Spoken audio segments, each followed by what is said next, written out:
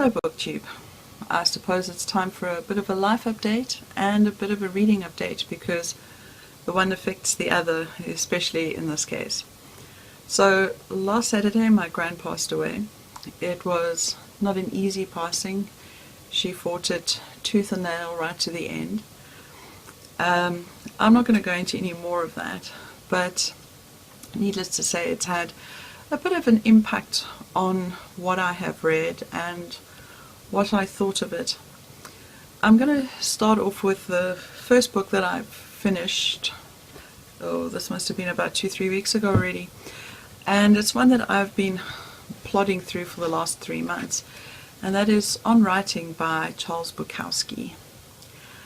This is a collection of letters or extracts of letters that Charles Bukowski has written to different editors or people ranging from his early years right through to his end. And well, I must say it's given me a bit of an insight to this man. He is not the kind of guy that I would have liked. He's a homophobic, racist, misogynistic drunk. And I must admit there are about 4 qualities that I least like in people. Well, some of the qualities that I least like in people. So I can't say that this book has endeared him to me. The other thing is that I went into this knowing very little about Charles Bukowski's work. I think this book would suit somebody who is really familiar with what he's writing or what he has written. In fact, a very intimate knowledge, because they don't, when he's talking about the poem, the editor of this didn't put the poem in. So, you know, who wants to get out of bed and hit Google? Especially at 1 o'clock in the morning. You know, you just stay where you are and carry on reading. So a lot of this meant very little to me. He also refers to other works by other authors that I hadn't heard of or hadn't read. And that also made it very distant. I didn't get much out of this other than an insight into this man.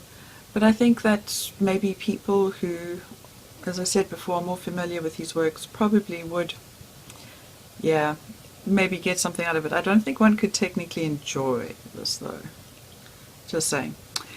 The other book that I finished, I was so disappointed because I'd been looking forward to this series for about 2 years when I bought it. And I was saving it for a June holiday or December holiday, and I worked last December holiday, so I thought, you know, I'm going to spoil myself this year. And I read The Name of the Wind earlier. Things were still looking rather like they would turn out well. And then obviously I got to book 2, The Wise Man's Fear.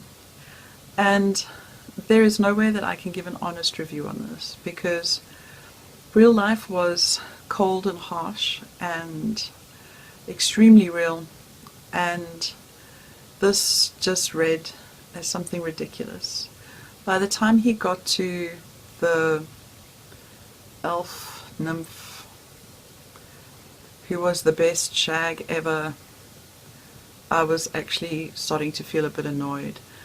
But I don't think it's the book's fault. I think that under any other circumstances I probably would have got lost in this world and accepted it for what it was and just enjoyed it for the ride. But yeah, life wasn't being very kind, so I didn't enjoy this as much as I should have, I don't think. I mean, there's nothing wrong with the writing. I did feel this one was a little bit drawn out, but then maybe my impatience was added to by waiting for a decision one way or another as to what was happening here. I don't know, but I haven't finished anything else since, which is quite unusual because I usually get through at least 2 a week. But I learnt my lesson from Wise Man's Fears, and I then wanted to choose a book very carefully. I even picked up Ulysses by James Joyce. I got through the first bit. I wanted something that was going to be simple to read, but something that wasn't going to be dumb either. I figured out the dumb part when I picked up The Life and Death of Zebulon Finch, which is by, oh, I can't remember his name. His surname is Krauss. But anyway, he's about a 17-year-old kid who was murdered but doesn't actually die. Well, he is dead, but he's still walking around. And I must admit that also hit a bit of the, well, that's ridiculous note. But it's seeming to be dark and gory enough to keep me plodding along. The book so far that has been working the best is Don Quixote. I'm almost finished with that one. I think I've probably not been reading it as deeply as I could to see the irony, or let's say the satire in it. But the lightheartedness and the stupidity of it, but yet it's still got an intellectual thread to it, has been keeping me interested. So I should finish Don Quixote soon. You are not going to see a video from me for at least a week and a half, because from tomorrow the family start to arrive, and then this is going to get a bit awkward because I'm sharing a room. So I won't be filming videos. I don't even want them to know that I make videos, so I won't be doing this. But yeah, that's basically what's been happening around here. And yeah, I'm glad this is all over. It wasn't pleasant to live through from our end, and I'm pretty sure it wasn't pleasant to experience from my grans. So for her sake, I'm glad that her suffering is over, which, yeah.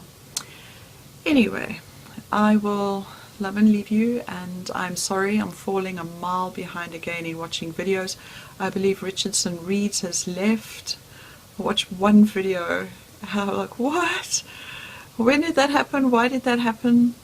I'm very disappointed. Shame. I enjoyed his videos. Been watching him for years. I wasn't much of a commenter. Maybe I should have done that. Okay. Anyway, I'm going to stop rambling and maybe climb into bed and get some sleep before tomorrow starts with more trips and runs and organizations and plannings. Bye for now.